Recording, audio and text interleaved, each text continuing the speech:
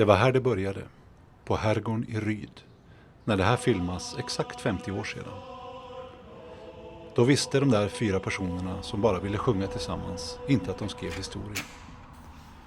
Det finns en nyligen utgiven bok som går igenom historien om de 50 åren, hängivet med både humor och noggrannhet. Så det behöver vi inte göra här. Låt oss istället höra vad de som var med och är med har att berätta. En smula mer personligt. Alla kan inte få plats här, men vi hittade ett härligt urval om 6 personer. Och vi börjar med att se var det där intresset för musik och körsång kom ifrån egentligen. Mitt intresse för musik och körsång kom från början från mina föräldrar faktiskt. Jag gick i musikskola som barn och där var det ju liksom min vardag och verklighet, och de jag umgicks med hade ju samma förutsättningar, så att för mig var inte det något speciellt egentligen. Efter grundskolan så valde jag att liksom ta en paus från just körsångandet. Jag höll på med annan musik förvisso, men jag hade liksom inte gnistan för det riktigt. Sen ungefär, vad kan det vara, 8-9 år senare så hittade jag faktiskt tillbaka till den i Likören, nuvarande Studentsångarna. Ja, det kom i familjen kan man väl säga. Så pappa sjöng i Orfejdrängar i Uppsala när han studerade där, och mina morbröder sjöng också där, och mamma sjöng i kör och så. Men jag började ganska sent egentligen. Jag började först efter målbrottet, när jag började gymnasiet ungefär, så började jag sjunga i kör i Lund då på den tiden, och sen så småningom så flyttade jag till Stockholm och började sjunga i massa körer i Stockholm, och sen först vid 25 års ålder så sökte jag till Musikhögskolan, så att jag var 30 år när jag gick ut därifrån. Det kom hemifrån. Jag hade en pappa och en mamma som var intresserade av musik. Min pappa var ju operaintresserad i stort mått. Så att han tog med hela familjen på föreställningar från det att jag var liten. Och för honom så var det inte viktigt att jag var vaken hela kvällen. För jag var ganska liten då. Utan det var liksom roligt. För honom så var det roligt att ta med familjen och få dela det här med oss. Mitt intresse för musik är nog sedan jag var barnsben. Min mamma gick i Adolf Fredriks musikklasser i Stockholm. Och det var hon som såg till att jag gick med i Stockholms gosskör på den tiden det begav sig. Och sen gled jag in i kyrkokören, och sen har jag spelat piano, gitarr och alltid pysslat med musik i någon form. Så att det har liksom alltid funnits där, kan man säga. Båda mina föräldrar har hållit på med musik. Mamma är fortfarande musiklärare och pappa var också musiklärare. Så liksom musiken har ju alltid funnits i familjen så. Och sen började jag inte sjunga ordentligt förrän jag var lite äldre, efter gymnasiet. Jag sjöng på så här lågmellanstadiet, och sen någonstans där vid högstadiet så var det inte så coolt längre. Men jag tog upp det sen igen, och det var ju tur det. Jag har lite sådär musik hemifrån ändå, det har jag ändå. Mamma spelade lite piano och pappa kunde spela lite gitarr och sådär. Men det var aldrig så att vi liksom musicerade ihop på något vis. Utan manskör började inte med förrän jag var, vad kan det ha varit, 25 eller något sånt där ändå. Det var nästan pluggat färdigt på högskolan faktiskt när jag gick med i Studentsångarna. Det är ju tydligt att kören haft stort inflytande på allas liv, men hur mycket har det betytt för dig egentligen? Likören och Linköpings Studentsångare har betytt allt för mig. Det förändrade mitt liv när jag började 1978. Det var ju den första kören som jag började med när jag kom till Linköping. Det var en miljö och ett sammanhang där jag trivdes väldigt bra i den manliga gemenskapen och i den akademiska miljön och sådär. Oj, det är ju jättemånga olika saker faktiskt. Alltså, det blir ju dels en fantastisk musikalisk utveckling förstås. Jag menar, jag kunde ju inte sjunga i kör när jag började, eller på att säga. Men det är nog verkligen någonting som jag har lärt mig genom åren. Den har format mig till stor del till den personen som jag är idag, i och med att jag har varit med så länge under den tiden i mitt liv där jag formades mycket. Min pappa var körsångare, han var körledare för Akademiska kören här i Linköping. Och han lever inte längre. Men jag vet hur kul han hade tyckt det var att veta att jag sjunger i kör och hur vi skulle kunnat diskutera körstycken tillsammans, och han hade kommit på alla konserter. Så liksom, även fast han inte är här så känns det som att vi har det här tillsammans. Vad Linköpings studentsångare har betytt för mig är ju svårt att klä i ord. Genom Linköpings studentsångare kom jag i kontakt med studentspexet, och genom studentspexet kom jag i kontakt med min fru.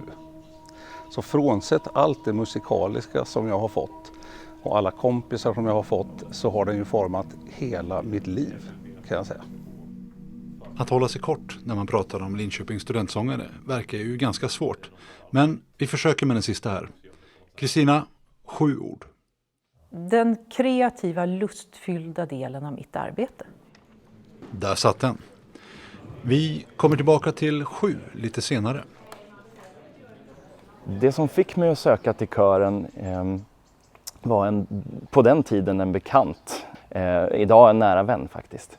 Vi var på en gemensam fest i Korallen och han övertalade mig att söka. Jag hade haft många års glapp, så jag var väl inte helt säker på min förmåga som körsångare, men jag bestämde mig för att söka i alla fall. Och det är bland det bästa valet jag gjort faktiskt. Det var faktiskt en kompis som jag pluggade tillsammans med som hade varit ett år i USA som utbytesstudent och sjungit där. Och han var sugen på att fortsätta sjunga när han kom tillbaka till Linköping för att plugga färdigt. Och när han skulle prova in till likören som det hette på den tiden och lurade med mig. Så att det var faktiskt en kompis som jag ska tacka för att jag överhuvudtaget fick för mig att söka. Jag har ju då aldrig läst på universitetet och en kompis till mig var på fest. Jag hade gått ut gymnasiet relativt nyligen och hon behövde någon att gå på festen med. Och så följde jag med. Och så träffade jag 4 grabbar som stod i en korridor och sjöng. Och så började jag sjunga med framfusig som jag är och stod och jassa och jamma lite med dem där.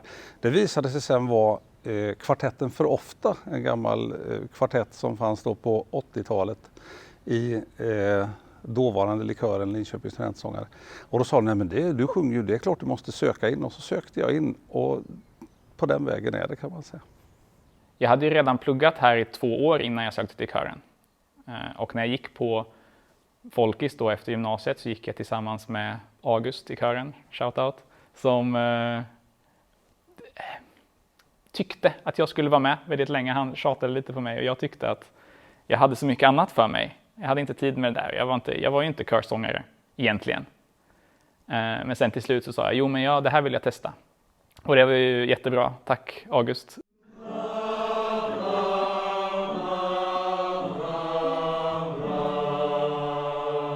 Och så ska vi inte ha det. Vi lyfter upp det här. Han är där och han har fingret där.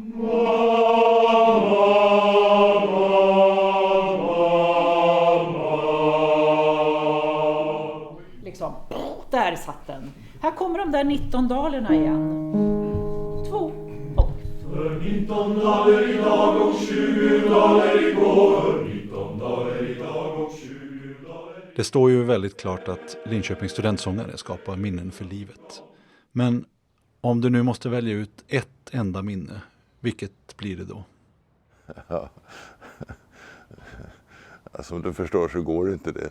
Men det är naturligtvis de här fantastiska turnéerna till Jordanien, en turné till USA, en turné till Sydafrika och massor med resor i Europa, i Spanien och Storbritannien och Norden. Och då är ju kören som bäst. Man får göra samma konserter flera gånger när man åker på turné. Man kan förbättra kvaliteten på framträdandena. Man lär känna de människor som man reser med mycket bättre för man har tid att prata med alla. Min första resa då 2019 åkte vi till Wales. Och hela den resan är ett fantastiskt minne i sig. Kom upp på en så här turistbuss, så här 2-våningsbuss med öppet tak. Och så satt vi där uppe i frack och åkte genom den lilla stan Llangollen där vi var och fick sjunga rövarsången. Och det här filmades och sändes på någon tv-kanal där borta. Det var en väldig upplevelse. Om jag måste välja ut ett härligt minne med den här kören så finns det såklart väldigt många att välja bland. Mer eller mindre påhittade konserter på olika ställen som har gått jättebra och ibland kanske inte riktigt så jättebra. När jag var ganska ny, hade sjungit med i 3 år i kören och vi åkte till Makedonien, idag Nordmakedonien, och första kvällen så var vi inbjudna till ambassaden, den svenska ambassaden, på ett trädgårds- och poolparty. Helt overkligt för en 24-årig körsångare. Om man nu frångår bara konserter och tänker kanske till och med resor så är naturligtvis turnén till Island ett sånt minne. Där vi mötte bara manskörer från de nordiska och baltiska länderna. Det var 900 mans korister på scenen i det stora konserthuset i Harpa, som det heter, i Reykjavik. Det var otroligt maffigt. Innan man hade fått in alla gubbarna så tog det en ganska lång stund och sen var det inte läge att ta paus för att då skulle man få ut alla igen, så det gjorde man inte. Men när man fått in strax över 900 sångare på scenen och hör hur det ljudet blev, att få vara del av den verksamheten, så såg jag mina gubbar där uppe. Det är ju väldigt svårt att välja ut ett enskilt minne, men det måste ju bli någon av utlandsresorna.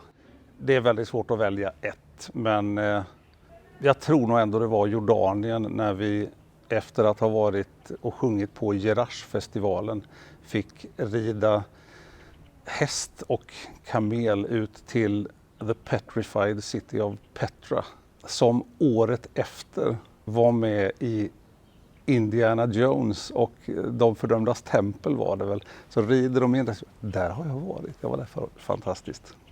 Det första jag kommer att tänka på, och jag kanske är lite färgad nu av att det var en av de första stora grejerna som jag gjorde med kören. Men vi gjorde några ganska långa och fina resor i slutet på 80-talet, och när vi åkte till Jordanien, det var ju på alla möjliga sätt en fantastisk upplevelse. Dels bara att få komma till ett sånt land som är definitivt inte ett typiskt turistland, utan verkligen ett land som, ja, jag hade ju aldrig åkt dit om det inte hade varit för att vi och hela kören blev inbjuden då till en kulturfestival där i Amman. Det finns många roliga anekdoter att berätta från den resan, kan jag säga dig. En del lämpar sig kanske för det här forumet och andra inte. Resorna verkar ju vara en av de sakerna som folk minns mest, så vi stannar kvar lite grann i det. Finns det någonting mer ni kan berätta om dem? Man får verkligen komma till ställen och se platser och träffa människor som man aldrig skulle ha gjort tidigare. Det är min uppfattning i alla fall. Upplevelserna i de här länderna, mötet med andra människor, andra körer, och få sjunga tillsammans med andra körer och uppleva en massa saker i länder som man kanske inte hade kommit till annars. Det är klart att det blir en väldigt stor del av att få vara med i den här kören. Det är roligt att repetera, det är roligt att ha konsert, det är roligt att festa, det är väldigt roligt att festa. Men det är ju ändå resorna som är grädden på moset på något vis. Det gäller ju inte bara kören, utan det gäller ju alla former av organisationer. Att åka iväg någonstans tillsammans och sova och svettas och sitta i buss och ha långtråkigt och bli åksjuk. Och i Jordanien när vi alla utom 2 tror jag på resan drabbades av magsjuka. Och ungefär samtidigt, jag vill minnas att vi när vi sjöng på den här Jerash-festivalen, jättestor kulturellt event, och efter oss så kom en av Jordaniens mest poppiga popstjärnor och skulle sjunga, så vi har någon slags förband där på något vis. Så jag kommer inte ihåg hur många vi var, men säg att vi började med 50 personer på scen, och sen jag tror att hälften var ju ute och sprang, och när vi var färdiga med konserten så var vi väl 34-32 stycken, för att folk hade liksom bara försvunnit och gått av, kommit tillbaka en del och andra kom inte tillbaka och sådär, för man var inte helt stabil i magen. Sånt är roligt, det är, ursäkta uttrycket, skitkul, passar väldigt bra.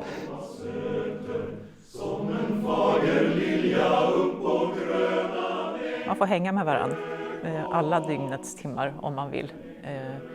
Och det gör ju att dels så kittar det gör ju alla såna här gruppresor, det kittar ju ihop otroligt mycket. Men framförallt så får man ju liksom leka ihop, och det är bra. Får man leka ihop så gör man också det seriösa bra.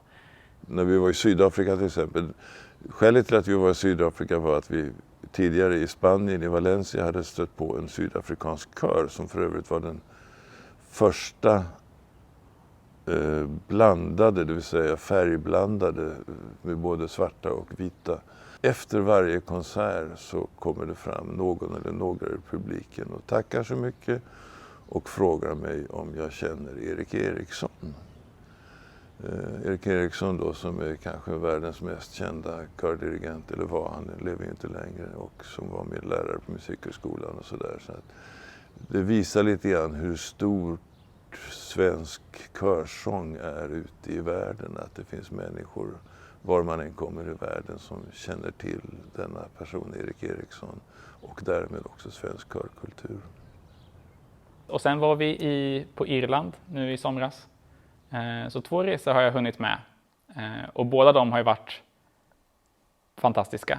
Den första var lite mer fantastisk för mig, för under den andra resan så blev jag sjuk dagen efter vi kom dit. Så jag låg i sängen och åt värktabletter liksom.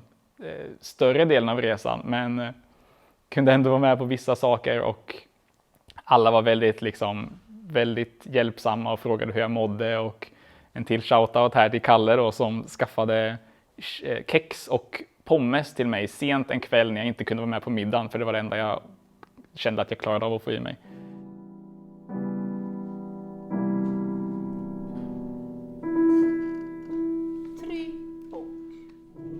Vi har ju sparat pengar till en jubileumsresa och den skulle vi ju ha åkt i år, eftersom det är år som vi firar 50.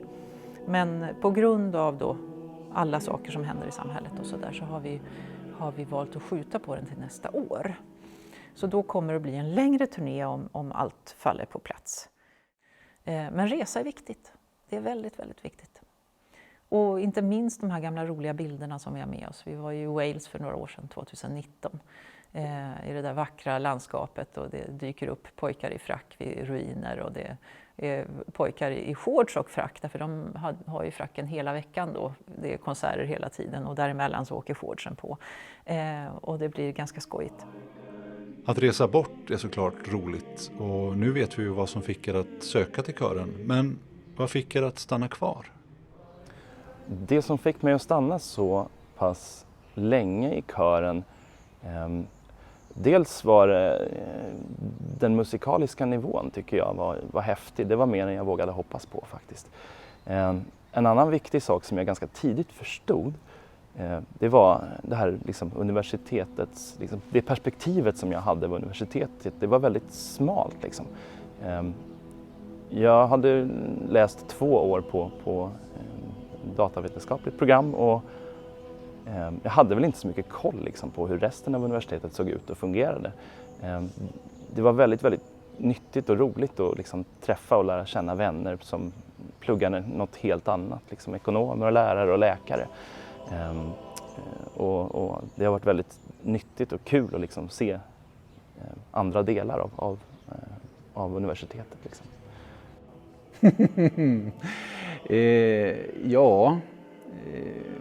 Möjligheten att få sjunga förstås. Det härliga gänget. En välorganiserad kör, och som är duktig inte bara på att skapa bra musik, utan även att kunna ordna saker på ett väldigt bra sätt, och resor naturligtvis. Det är en stor del av upplevelsen i den här kören, att kunna vara med och träffa andra körer på alla möjliga delar av världen. Allt, kompisarna, musiken, upplevelsen, resorna, Hasse, organisationen, hela paketet. Det är svårt att säga något enskilt, hela upplevelsen, allt. Det är otroligt, det finns en otrolig stämning i kören. Det är högt i tak, alla får vara med om man har någorlunda grundläggande musikaliska förutsättningar. Men det finns folk som är otroligt musikaliska, otroligt duktiga på att sjunga, som står och lyssnar efter övertoner. Det finns folk som inte är lika duktiga på att sjunga, men som har fantastiska organisatoriska egenskaper. Och hela den kakan är ju otroligt skön att vara med i. Jag hade ju aldrig slutat om jag inte hade flyttat från Linköping. Alltså det är gemenskapen, det är jättefina människor. Det är kul att sjunga, uppenbarligen. Men mest är det gemenskapen. Alla är väldigt, väldigt välkomnande. Man får ett sammanhang, man får något att se fram emot varje vecka. Något som jag ser fram emot att höra om är vad som gör studentsångerna till en modern manskör. Det jag tycker gör studentsångerna till en modern manskör är förmågan att ifrågasätta och analysera det man gör och det man sjunger och sättet som man är som person och sättet som vi beter oss på mot varandra och även utåt och vad vi utstrålar. Manskörsarvet är ju gammalt och vissa värderingar är bitvis förlegade. Och det tycker jag är viktigt att man förstår. Bra exempel är ju våran kompositionstävling för kvinnliga tonsättare som vi haft 2 gånger nu. När vi märkte att det inte fanns så mycket körmusik för manskör skrivet av kvinnor så gjorde vi en kompositionstävling för kvinnliga tonsättare. Och har fått mycket bra musik därifrån. Och det är väldigt modernt för att vi försöker ändra på de gamla traditionerna. Det känns som att de senaste åren har moderniserats mer än de gjorde på min tid. När man haft känselspröten ute och lyssnat på vad som händer omkring, att det liksom inte är... Körerna har väl alltid varit nyskapande och det ligger väl lite i deras rekryteringsbas. Att när det om man så att säga har en manskör där man rekryterar folk i 40-50 års åldern eller om man har en manskör där man rekryterar folk i 20 års ålder så blir det väldigt annorlunda. Och jag tror att det kräver en viss skicklighet att kunna bibehålla traditionen och den här manskörsandan som är över 100 år gammal och kombinera det med det nya. Men jag tycker att kören hanterar det väldigt bra. Vad är den gamla manskörstraditionen? Vad är vi idag? Vad känner vi igen oss i? Och framförallt inte bara det utan hur vill vi också att det ska vara? Så det känns ju, det här är inte en försoffad grupp som följer någon slags tradition utan här finns det en ständig utveckling och att man tittar på att man faktiskt vill vara schysst och man vill lämna plats och man vill, som man då uttrycker sig, vara en jämställd manskör. Vi måste klara av att bevara traditioner från 1800-talet utan att ta med oss de patriarkala strukturer som fanns vid den tiden när den här typen av körer bildades på 1800-talet. En del av moderniseringen av manskören hänger ju lite grann ihop med det här med alkoholtraditioner. Och här dyker talet 7 upp igen i form av 7 snapsvisor. Den festtradition som fanns när jag började i kören, den var ju hängde mycket samman med teknologkulturen. Alltså, Tekniska högskolan i Linköping dominerade ju då studentlivet och de hade hämtat sina traditioner från Chalmers och KTH i Stockholm. Och den hängde väldigt mycket ihop med en alkoholkultur som ju inte alls finns kvar på det sättet. Man dricker fortfarande sjunger fortfarande snapsvisor, gärna 7 stycken eller mer. Men till det så kanske man dricker en alkoholfri snaps eller delar upp en snaps i 7 delar och sådär. Så att jag tror inte att man har mindre roligt bara för det, tvärtom. Alltså jag själv dricker inte mycket alkohol, liksom oftast alkoholfritt på våra fester. Men alkoholen är ju ändå den är del av våra festtraditioner. Vi sjunger våra snapsvisor och då ska man ha sin lilla snaps som man dricker en sjundedels glas mellan varje sång. Jag känner inte att jag hamnar liksom utanför för att jag dricker mindre alkohol. Inte på festerna och inte i allmänhet så, utan det är väldigt accepterat så även fast det är del av traditionen. Men annars är det väl liksom folk har kul när vi festar liksom. Men det är inte så att det är ingen hets, absolut inte. Och det är ingen överkonsumtion, folk kommer inte fulla till konserter liksom. Och det är ju väl bra, det ska man väl förvänta sig. Och nu när vi ändå är inne på alkohol. Anders, du kan väl ta och berätta lite om hur det gick till när likören blev studentsångarna?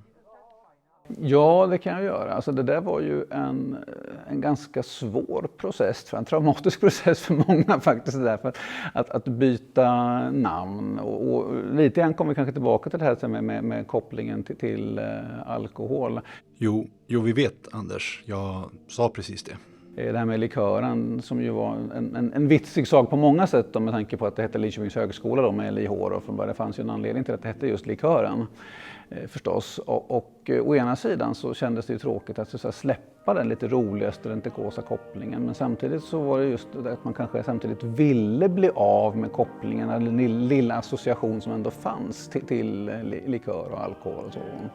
Men det där var ju en fråga som bereddes under många år innan det verkligen blev allvaret av att faktiskt våga ta steget och byta. Och det var ju många som tillfrågades om sina synpunkter på det där, ifall vi skulle byta och i så fall till vad. Och det var ju många som var oerhört upprörda över att det inte hade skett, och andra som var oerhört upprörda över att det skulle ske och sådär. Så ja, det var ganska stort rabalder kring det faktiskt. Och där märker man att vanans makt är stor och traditioner sitter ganska hårt ibland sådär. Men det fanns ju, det visar ju sig att argumenten för ett byte blev ju tillräckligt starka till sist för att faktiskt kunna gå och genomföra det. Men det var ingenting som gjordes sådär bara på en eftermiddag direkt, det var det verkligen inte. 7 ord, 7 snapsar och 19.00. För mig har det alltid varit tisdagar klockan 19.00. Det är en viktig tidpunkt i veckan alltså. Det är magiskt när man kommer dit faktiskt. Den här effekten av att man bara kan släppa alla bekymmer och liksom fokusera på något helt annat tillsammans med så många likasinnade. I min värld har det alltid varit så. Och jag tror att det är en viktig faktor att alla vet att det är tisdagar 19. Det är inte vissa terminer måndagar och ibland är det onsdag och lite tidigare och så, utan tisdagar klockan 19. Då är den här lokalen vår och då repeterar vi. Nej, när jag började så var det söndagskvällar. Och då höll vi till i en barack på Hamngatan som var musikskolan som det hette då. Kommunala musikskolan höll till där. Men sen byttes det till tisdagar och skälet minns jag inte alls. Men det har varit så sedan 80-talet i alla fall, tisdagar 19.00. Ja, så är det. Då är det fest. Nej, då är det rep. Då har vi ju, det ser man fram emot varje vecka. Varje år på min tid, vid de årsmöten som man har, så föreslog dirigenten Hans Lundgren att vi skulle byta repetitionstid. Det var ett stående inslag på årsmötena. De som var gamla visste ju vad det rörde sig om, och de nya hade ingen aning och tänkte, ska vi byta repetitionstid? Och han föreslog att vi skulle byta till tisdagar klockan 19.00 och inte strax efter tisdagar klockan 19.00. Den traditionen har jag tagit med mig till musikkåren Lyran i Värnamo som genom ett trollspö repeterar på tisdagar klockan 19.00. Så varje år vid årsmötet så föreslår jag att vi ska byta repetitionstid till klockan 19.00. Jag är på ett sätt glad att musikkåren Lyran repeterar på tisdagar klockan 19.00, för jag har någon slags känsla av att jag nog hade smitit upp hit och fortsatt vara med om jag inte hade haft min egen orkester på tisdagar klockan 19.00.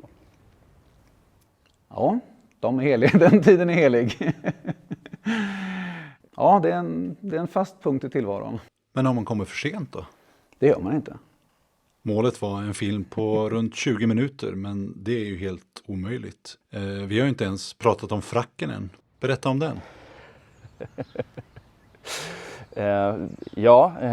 Fracken är ett plagg som var väldigt obekant för mig när jag började i Linköpings studentsång, eller dåvarande likören faktiskt. Jag hade ingen aning om man satte på sin frack. Den fracken som jag drogs med de första åren, den har jag ärvt ifrån min pappa. Han gifte sig i den, och det var en frack som han hade köpt begagnat inför bröllopet. Och det är en yllefrack som var lite för liten för mig och fruktansvärt varm. Nej, jag älskar fracken. Man känner sig väldigt stilig i den, och det är någon sorts trygghet att klä på sig fracken och liksom känna att ja, men här är jag hemma med mina vänner. Liksom. Utifrån mitt perspektiv, det är naturligtvis jättestiligt att ha som konsertklädsel. De är jättesnygga när de går ut på scenen. Och det, dessutom rent sångtekniskt, när man står i en frack så kan man inte liksom sjunka ihop, utan då öppnar man upp, och det där är ju jättebra för sångtekniken. Så man sjunger bättre i frack, säger jag. Som inte behöver ha den på mig. Så är det ju.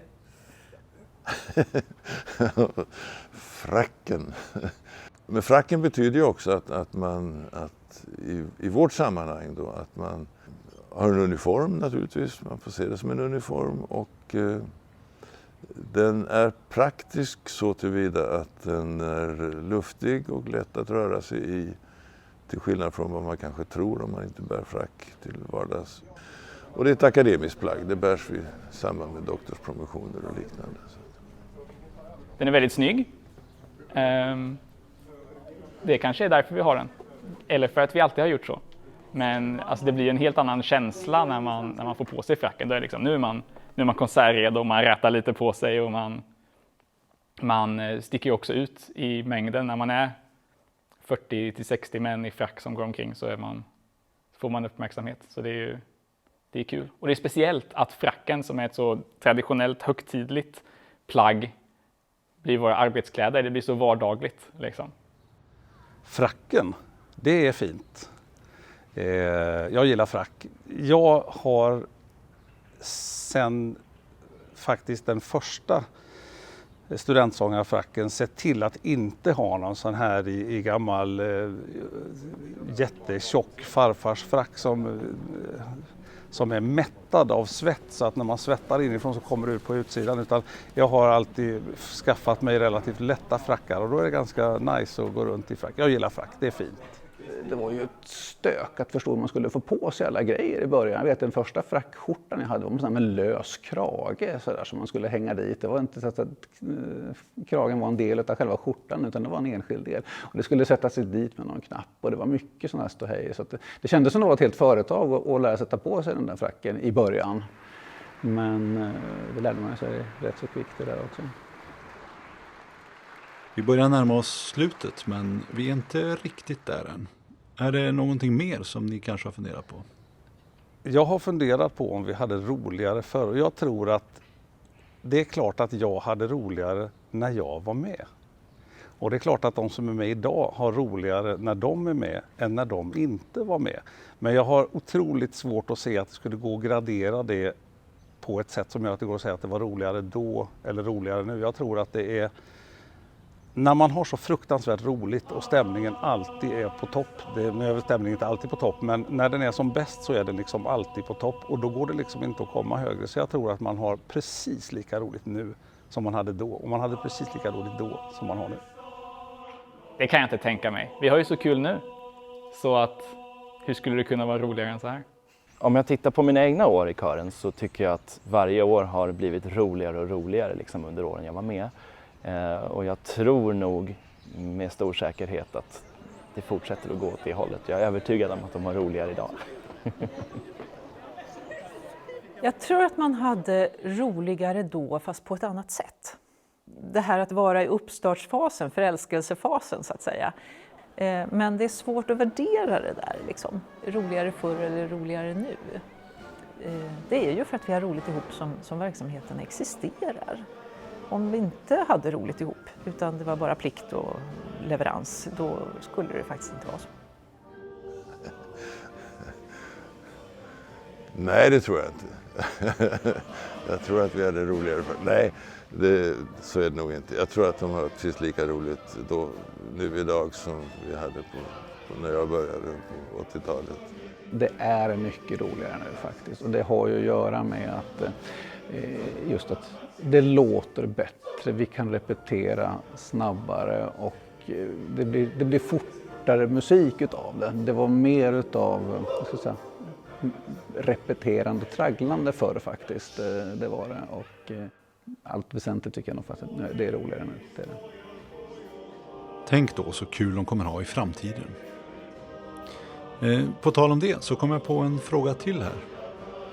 Hur jag tror att kören kommer utvecklas i framtiden, det är en väldigt spännande fråga. Som enskild individuell sångare så har man faktiskt väldigt stora möjligheter och om man vill påverka liksom, vad kören bör och ska göra. Vilket har varit väldigt intressant att se när man har varit med. Liksom. Jag tror att man kommer förvalta det som man har och även fortsätta i den här andan som gör att man på ett hälsosamt sätt verkligen analyserar det man gör och liksom kan ta ett steg tillbaka och liksom titta på vad sjunger vi och hur beter vi oss och varför. Liksom. Att vara en studentkör av vår typ innebär ju väldigt mycket att vårda en tradition som finns både i Sverige och Norden. Och den tror jag vi kommer att fortsätta att vårda. Men det har blivit väldigt tydligt, alltså sen jag började på de ganska många åren nu då, så har det ju gått från att vara en glad och skapligt bra manskör till att vara en riktigt bra manskör och som också jobbar med att utveckla, jag ska inte säga manskören som instrument, men att utveckla traditionen i varje fall. Högre kvalitet och allt så bredare repertoar. Jag hoppas jag kan få vara med ett par år till i alla fall i den. Så kören följer ju samtiden på väldigt många olika sätt. Föreningslivet förändras ständigt. Viljan att gå in i en förening, viljan att stanna kvar i en kör förändras. Vi har ju sångare som har varit med väldigt länge. Vi har också sångare som passerar väldigt fort genom kören. Och det är klart att kören tar intryck av det som sker i samhället runt omkring. Och på så sätt så kommer körerna att förändras. Men det finns ju också en vilja att bevara traditioner. Och man anser sig ju själv vara en del av den akademiska manskörstraditionen som har funnits sedan 1809. Jag tror att det ständigt kommer att vara en mycket bra kör och ha höga, ambitiösa konstnärliga mål. Jag tror att de kommer att fortsätta i den ordning som vi har. Det vill säga att vi har ett stort traditionspaket med oss av musik och av rolig samvaro. Grundkittet kommer nog att vara det som kittar ihop oss. Och sen kan man ju konstnärligt sticka iväg i olika riktningar och göra olika saker, olika uttryck, jobba mera sceniskt eller gå mer åt någon annan riktning rent musikaliskt i vissa projekt. Men för det är en kreativ grupp och det ska få vara så. Det måste vara styras av lust och det gör de här grabbarna. Det är ju riktigt luststyrd verksamhet det här. Jag tror att det beror så mycket på hur samhället ser ut runt omkring. Däremot så kommer ju kärnan alltid att finnas kvar. Det kommer alltid att vara sångglada människor, studenter med sin entusiasm och gamlingar med sin erfarenhet som kommer att se till att, så att säga, traditionen lever vidare. För även om det är mycket nyskapande och mycket spännande så finns det ändå en över 100 år gammal tradition i studentmanskörsången som jag tror att det är ganska viktigt att ha med sig, så att säga. Alltså det är ju jättesvårt att säga. Jag hoppas ju att den lever vidare jättelänge. Den har ju levt så här länge. Och att jag tror den kommer utvecklas med att genom att vi satsar på att få in nya sångare, få in folk till gemenskapen, och vi har en väldigt bra gemenskap i kören. Jag tror att den gemensamma attityden som vi har kommer göra att folk vill vara med och vill stanna kvar och vill få in nya till den gemenskapen. Så att jag tror att utvecklingen kommer bara rulla på.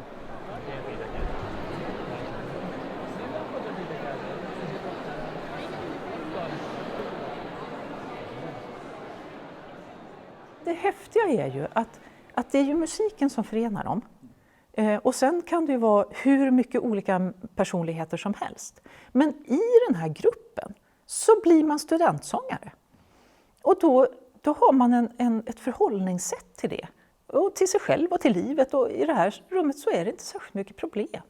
Utan man bara löser. Eller man tar upp saker när det är något som ska hanteras. Men det blir liksom inte... Det är liksom, ja, jag kan. Eller okej, vi hjälper till. Man är schysst. Det tycker jag är så fint och det är det som får mig att vilja vara med och vilja vara kvar för att det är den, man liksom blir verkligen en i gänget oavsett vem man är så tas man in. Så det är väldigt fint.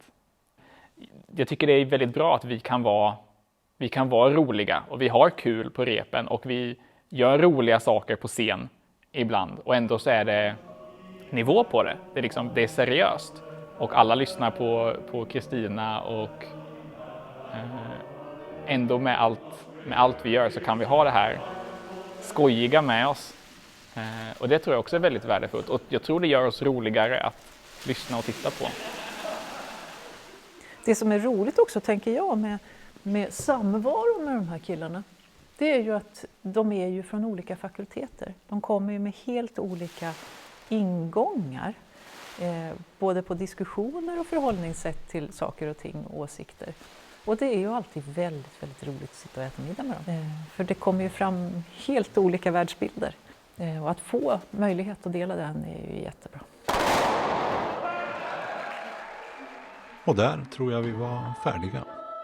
Eller vänta, det finns en till som vill säga någonting mer. Jag saknade otroligt mycket. Jag har ju inte riktigt släppt det kan man säga. Jag arrangerar ju någon låt lite nu och då, kommer upp och är med någon gång. Sjunger med på någon fest eller smiter in på någon grej eller så. Sjung i kör. Gå med i en studentkör så fort du kan. Det är väl det enda jag skulle vilja tillägga. Annars är det liksom inte... Nej, jag tror nog att jag har fått sagt det mesta.